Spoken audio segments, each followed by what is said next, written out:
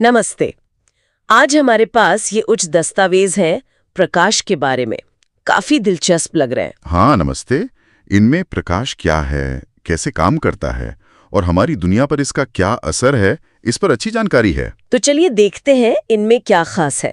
शुरुआत करते हैं प्रकाश की प्रकृति से। ये क्या है असल में? बिल्कुल। तो ये स्रोत बताते हैं कि प्रकाश फंडामेंटली ऊर्जा का ही एक रूप है, एनर्जी। ऊर्जा। हाँ, और ये चलता है विद्युत चुंबकीय तरंगों, मतलब इलेक्ट्रोमैग्नेटिक वेव्स की तरह। और इसकी कोई वेवलेंथ वगैरह? हाँ, दृश्य प्रकाश के लिए एक रेंज दी गई है, करीब 3900 से 7800 एंगस्ट्रॉम। एंगस्ट्रॉम एक यूनिट है।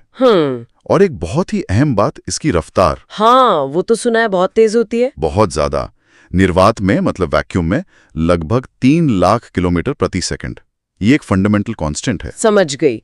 अच्छा, ये स्रोत चीजों के बारे में भी बताते हैं, मतलब जिनसे प्रकाश टकराता है या गुजरता है? हाँ बिल्कुल। 2 तरह की चीजें बताई हैं। एक तो दीप्त यानी ल्यूमिनस, जो खुद रोशनी पैदा करती हैं, जैसे सूरज या बल्ब। सही। और दूसरी अदीप्त, नॉन ल्यूमिनस, जैसे कि मेज, कुर्सी, हम, आप, ये दूसरों की रोशनी से दिखते हैं। और फिर वो भी है ना कि प्रकाश किसी चीज के आर पार जा सकता है या नहीं? हाँ, वो भी। पारदर्शी, ट्रांसपेरेंट, जैसे साफ कांच, जिनसे प्रकाश पूरा गुजर जाता है। ठीक है। फिर पारभासी, ट्रांसलूसेंट, जिनसे थोड़ा धुंधला दिखता है, जैसे तेल लगा कागज। अच्छा। और अपारदर्शी, ओपेक, जैसे लकड़ी या पत्थर, जिनसे प्रकाश बिल्कुल पार नहीं जा सकता। ये सब जानने से हमें चीजें क्यों अलग दिखती हैं ये समझने में मदद मिलती है। सही कहा। अब आते हैं प्रकाश के व्यवहार पर। सबसे आम चीज जो हम देखते हैं वो है परावर्तन, मतलब रिफ्लेक्शन। टकराकर वापस लौटना। हाँ, किसी सतह से टकराकर लौटना। समतल सतह से तो सीधा होता है, लेकिन गोलीय दर्पण, मतलब स्फेरिकल मिरर्स, से थोड़ा अलग होता है। गोलीय दर्पण जैसे अवतल और उत्तल, कनकेव और कॉन्वेक्स। बिल्कुल। अवतल और उत्तल। गाड़ियों के साइड मिरर में तो उत्तल दर्पण ही यूज होता है ना? हाँ, उत्तल दर्पण। उसकी खास वजह है। क्या? वो हमेशा चीजों का सीधा और छोटा इमेज बनाता है, और सबसे जरूरी उसका फील्ड ऑफ व्यू, मतलब देखने का दायरा बहुत बड़ा होता है। अच्छा, ताकि ज्यादा पीछे का दिखे। एग्जैक्टली। और स्रोतों में परावर्तन के 2 नियम भी दिए हैं, बहुत बेसिक है। हाँ, पहला तो ये कि आपतित किरण, परावर्तित किरण और अभिलंब तीनों एक ही तल में होते हैं। और दूसरा, आपतन कोण और परावर्तन कोण वो हमेशा बराबर होते हैं। Angle of incidence equals angle of reflection. सही।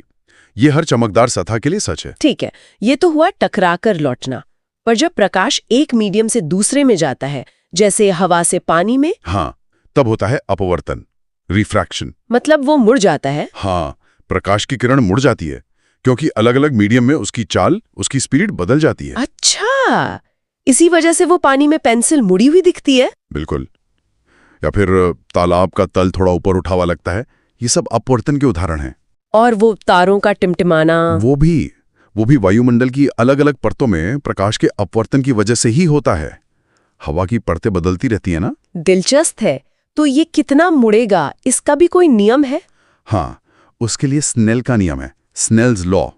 ये बताता है कि मुड़ने की मात्रा दोनों मीडियम के अपवर्तनांक, मतलब रिफ्रैक्टिव इंडेक्स पर निर्भर करती है। ओके। और इसी अपवर्तन से जुड़ी एक और खास घटना है पूर्ण आंतरिक परावर्तन, टोटल इंटरनल रिफ्लेक्शन। ये क्या होता है? जब प्रकाश सघन माध्यम जैसे पानी से विरल माध्यम जैसे हवा में जाने की कोशिश करता है, और आपतन कोण, एक खास एंगल जिसे क्रांतिक कोण कहते हैं, उसे ज्यादा हो तो वो दूसरे मीडियम में जाता ही नहीं, बल्कि वापस उसी सघन माध्यम में लौट आता है, पूरा का पूरा। अरे वाह! इसके कुछ उदाहरण हैं स्रोतों में? हाँ बिल्कुल। रेगिस्तान में जो मरीचिका दिखती है, मिराज, वो इसी का असर है। अच्छा। और आजकल जो ऑप्टिकल फाइबर केबल है जिससे इंटरनेट वगैरह चलता है, हाँ, वो भी इसी सिद्धांत पर काम करती है। प्रकाश फाइबर के अंदर ही अंदर बार बार टकराकर टोटल इंटरनल रिफ्लेक्शन से हजारों किलोमीटर तक चला जाता है। एनर्जी लॉस बहुत कम होता है। कमाल है, इसने तो कम्युनिकेशन में क्रांति ला दी होगी। बिल्कुल। अब आते हैं रंगों पर। प्रकाश और रंगों का भी गहरा नाता है। हाँ, वो सफेद रोशनी असल में कई रंगों से बनी होती है ना? सही।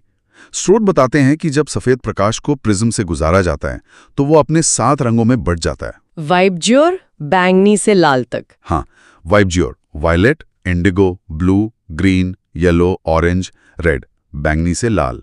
इसे कहते हैं वर्ण विक्षेपण यानी डिस्पर्जन। और इंद्रधनुष, वो भी यही है? हाँ, इंद्रधनुष प्रकृति का सबसे सुंदर उदाहरण है।